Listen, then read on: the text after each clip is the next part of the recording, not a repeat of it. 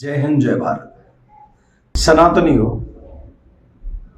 कब तक हम लोग ये सब आराम से बर्दाश्त करते रहेंगे?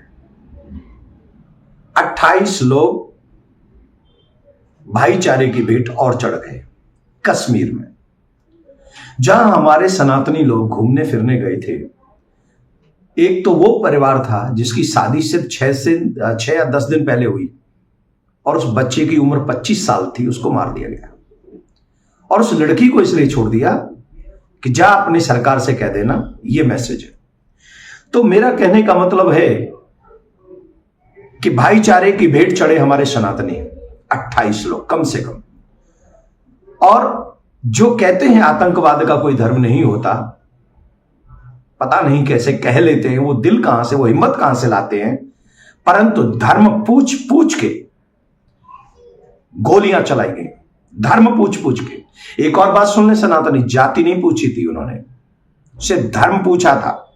अर्थात जो इस्लाम को नहीं मानेगा, जो हिंदू होगा, उसे मार दिया जाएगा, चाहे वो किसी भी जाति का क्यों ना हो।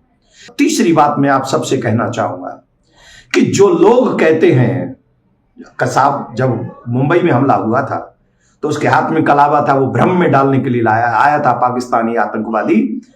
तो उसे देखकर लोगों ने कहा था हिंदू आतंकवाद, कलावा देखकर कहा था हिंदू आतंकवाद। अब इतने लोगों की जान ले ली है ना, धर्म पूछ पूछ के जान ली है। मैं जानना चाहूंगा जो उस समय सीना ठोक कर कह रहे थे, क्या कोई कह पाएगा इस्लामिक आतंकवाद? हिम्मत जुटा पाएंगे?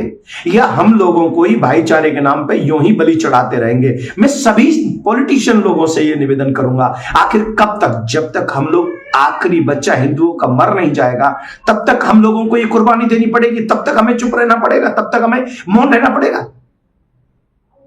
आपको कुर्सी इतनी प्यारी है अपनी अपनी, हम सबको मरने के लिए छोड़ देंगे आप? कौन भरेगा उस बच्ची का दुख जिसकी 6-7 दिन पहले शादी हुई, उसका सुहाग उजड़ गया? हम लोग इसलिए मौन बैठे हैं ना क्योंकि हमारे घर में से कोई नहीं गया।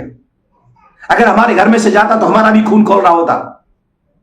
यही हमारा दुख है और यही हम सोच सोच के परेशान हैं। और हम हिंदुओं से भी पूछना चाहते हैं, हम उस भूमि के जीने वाले हैं, हम उस भूमि पर रहने वाले हैं जहां मां दुर्गा चंडमुंड का वध करती है, महिषासुर का वध करती है, जहां की देवियां भी इतनी प्रबल होती हैं कि अंग्रेजों के दांत खट्टे कर देती है महारानी लक्ष्मीबाई।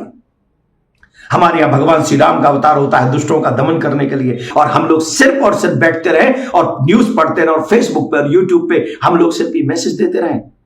नहीं, अब समय आ गया इन आतताइयों को मुंहतोड़ जवाब देने का। जो गोली की भाषा समझते हैं उन्हें गोली की भाषा समझाइए, और जो बोली की भाषा समझते हैं उन्हें बोली की भाषा समझाइए। बहुत सहेलियां अब न सहेंगे, अब हद से ज्यादा हो रहा है, सीमा से ज्यादा हो रहा है। और इस सीमा से ज्यादा जब चीजें हो जाती हैं, सारी सहनशीलता हमारे वट में नहीं आ गई, सारा शांति दूत हम ही नहीं बन जाएंगे।